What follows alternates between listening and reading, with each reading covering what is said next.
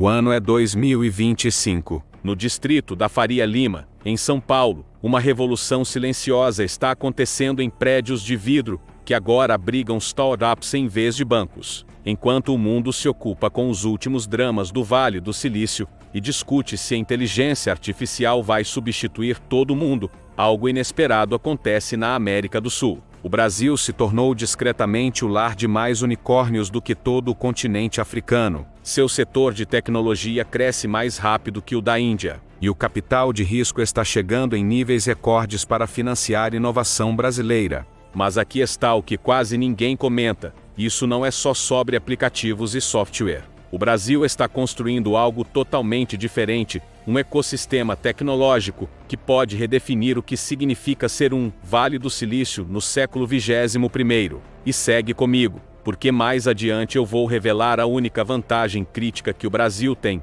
e que até os Estados Unidos e a China estão tentando, sem sucesso, replicar. Durante décadas, o mundo da tecnologia funcionou com um roteiro simples: inovar na Califórnia, fabricar na Ásia e vender em todos os lugares. O Vale do Silício dominava a inovação, a China dominava a produção, o resto do mundo brigava pelas sobras. Mas esse roteiro está ruindo. A fragilidade das cadeias globais de suprimentos exposta pela pandemia, a revolução da imposto automóvel exigindo novos tipos de infraestrutura, e a necessidade urgente de soluções tecnológicas sustentáveis criaram a tempestade perfeita.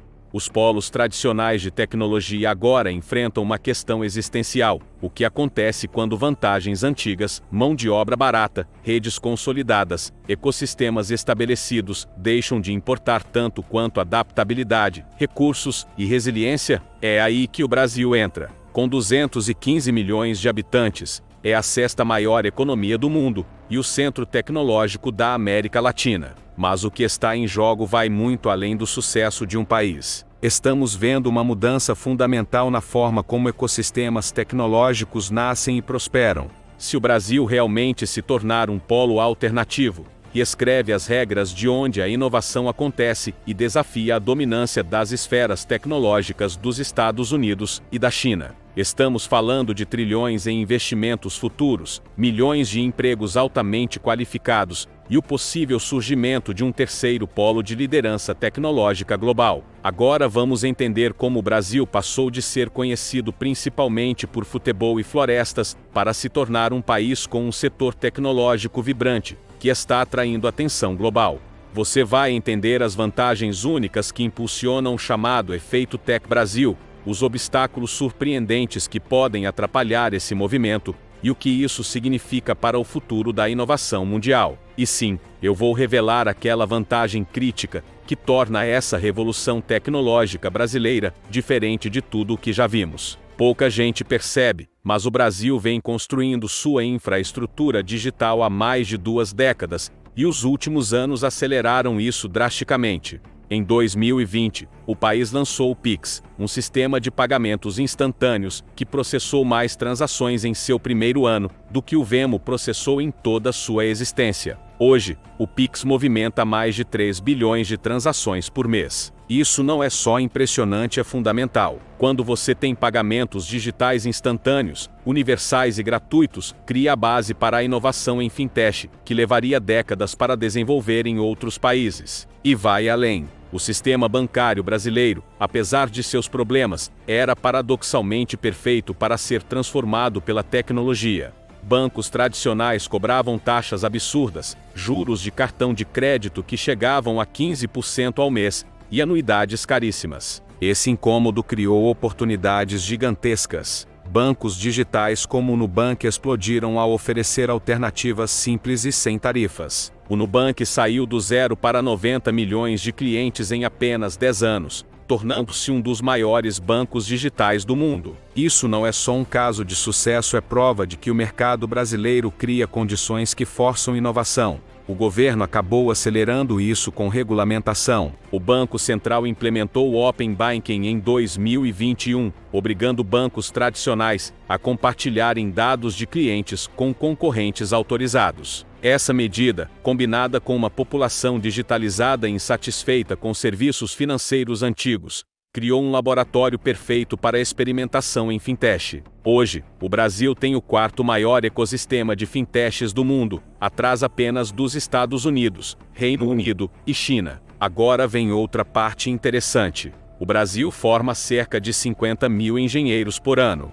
E não são apenas bons programadores. Desenvolvedores brasileiros aparecem consistentemente entre os 20 melhores do mundo em competições de programação. Eles resolvem problemas complexos em português, inglês e contribuem cada vez mais para projetos globais de código aberto. E o grande diferencial: custam uma fração do que se paga no Vale do Silício. Um engenheiro sênior em São Paulo pode ganhar entre 40 e 60 mil dólares por ano, enquanto em São Francisco o mesmo profissional custa entre 200 e 300 mil. Isso não é exploração, é vantagem competitiva num mercado globalizado. Mas custo não cria revolução sozinho. O que torna o Brasil diferente é a combinação de talento, fuso horário alinhado com os mercados americanos e europeus, e compatibilidade cultural. Profissionais brasileiros podem colaborar em tempo real com equipes internacionais, algo muito mais difícil em polos tecnológicos asiáticos. O nível de inglês na área tech é alto e continua crescendo.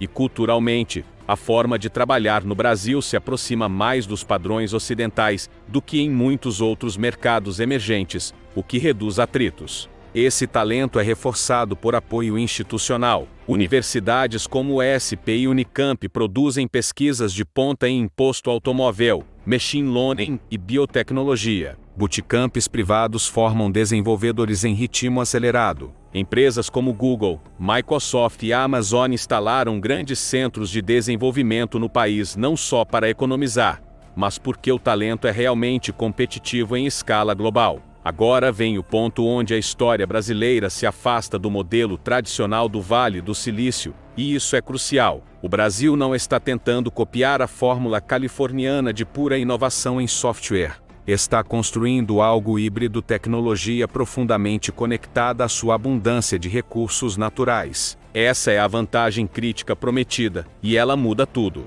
O Brasil possui as maiores reservas de nióbio do mundo, metal essencial para supercondutores e eletrônicos avançados. Tem grandes reservas de terras raras, fundamentais para celulares e veículos elétricos. Produz 30% da soja mundial e está entre os maiores produtores de café, cana-de-açúcar e carne. Mas o que transforma isso é que o país está aplicando tecnologia de ponta a esses recursos de um jeito que cria novas indústrias. O Agritech é o exemplo perfeito. Empresas brasileiras como a Solinftec usam imposto automóvel, drones e robótica para revolucionar a agricultura. Não estão apenas aumentando produtividade, estão criando tecnologias agrícolas novas que agora são exportadas para o mundo todo. A experiência do Brasil em produzir em larga escala, em climas variados e desafiadores, deu ao país uma expertise única. Da mesma forma, no setor de biocombustíveis, o país já roda carros com etanol desde os anos 70, e essa experiência agora se tornou valiosa, conforme o mundo migra para a energia renovável.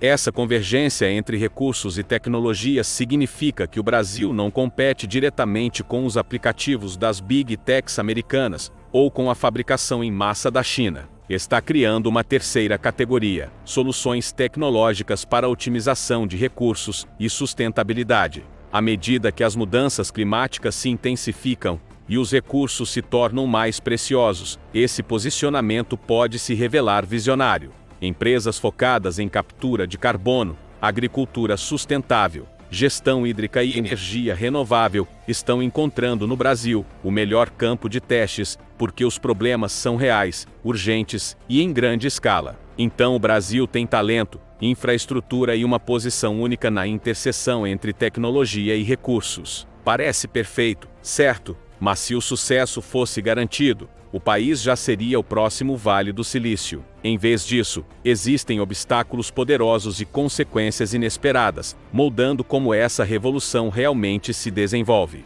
Aqui está a ironia que quase ninguém menciona. O mesmo governo que possibilitou o Pix também criou uma das burocracias mais complexas do planeta. O Brasil ocupa a posição 124 entre 190 países no ranking de facilidade para fazer negócios. Abrir uma empresa pode exigir entre 15 e 20 etapas burocráticas. O sistema tributário é tão complicado que grandes empresas mantêm equipes inteiras só para garantir conformidade. Para startups que precisam se mover rápido, isso é areia movediça. Isso cria um paradoxo. Empreendedores brasileiros que têm sucesso muitas vezes acabam deixando o país. Eles captam investimento semente em São Paulo, crescem e depois transferem a sede para Miami, Austin ou até Lisboa para fugir da burocracia e acessar mais capital. O Brasil está treinando e incubando empreendedores que acabam amadurecendo em outros ecossistemas. Alguns voltam, muitos não.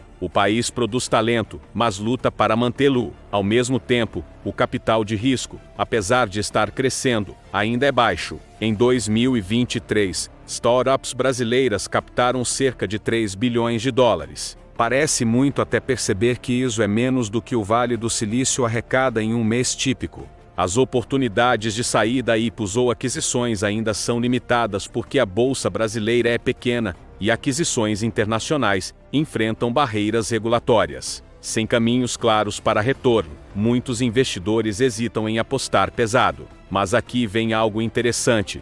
As dificuldades do Brasil criaram um vencedor inesperado, o ecossistema latino-americano como um todo. Como as regulações brasileiras são complicadas, muitas startups já nascem como negócios regionais. Uma empresa pode ter desenvolvimento em São Paulo, ser registrada legalmente em Delaware, ter atendimento ao cliente na Colômbia e vender para toda a América Latina. Isso acelerou a integração regional de um jeito que acordos políticos nunca conseguiram. O sucesso brasileiro está puxando economias vizinhas para cima. Capital chileno está investindo em startups brasileiras. Empreendedores mexicanos se mudam para São Paulo para aproveitar o talento. Desenvolvedores argentinos trabalham remotamente para empresas brasileiras. O que está surgindo não é só uma revolução tech brasileira, é latino-americana, com o Brasil como âncora e motor.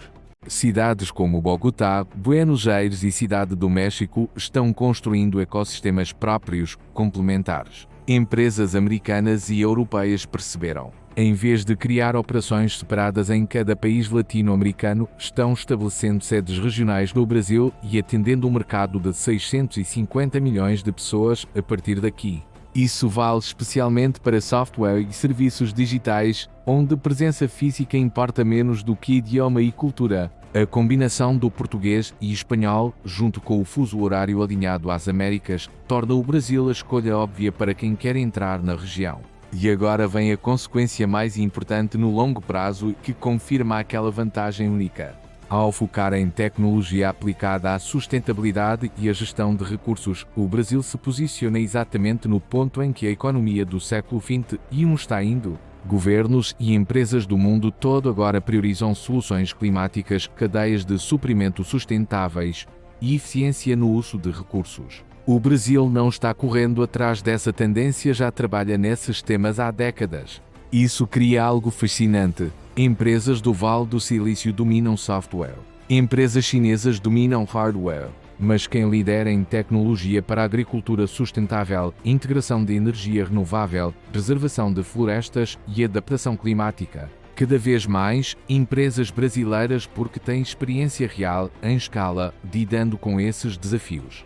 Empresas como Red Deo, Wildlife, VTCs e muitas outras mostram que empresas brasileiras podem competir globalmente. Mas, ainda mais importante, uma nova geração de startups de clima, agro e biotecnologia está criando soluções que o mundo precisa desesperadamente. A Amazônia, antes vista apenas como ativo natural, está virando laboratório tecnológico.